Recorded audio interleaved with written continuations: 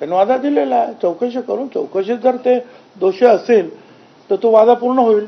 नाही, पण यामध्ये महायुतीचेच घटक आहेत, भाजप त्यांचेच आमदार आहेत, ते राष्ट्रवादीचे मंत्रणा टाकली, तर त्यामुळे महायुतीत तणाव निर्माण होऊ शकतो.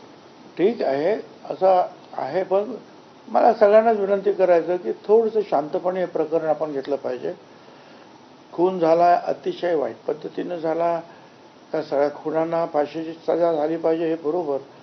परंतु कायदा सुद्धा म्हणतो की एक सुद्धा बेगुन्हेगार त्याला सजा होता कामा नये, एकाला सुद्धा अन्याय होता कामा नये, एवढंच मला म्हणायचं आहे. आणि म्हणून बहुत्या चौकशी आता तुम्ही सांगितलं कुणीतरी की त्या SIT जी काही नेमली त्याच्यामध्ये एक कोणतरी ऑफिसर आहे, तो ऑफिसर त्यांचा तिकडच्या लोकांचा काही दोस्त आहे, तर ताबडतोब त्याला फडणवीसांनी जे मुख्यमंत्र्यांनी बाजूला केलं.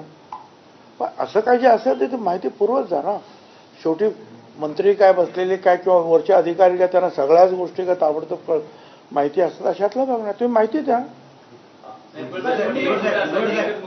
सुरुवातीपासून या प्रकरणात वालिंदकरांचं सुरुवातीपासून नाव घेतलं. पकडा ना त्यांना, पकडा, चौकशी करा आता.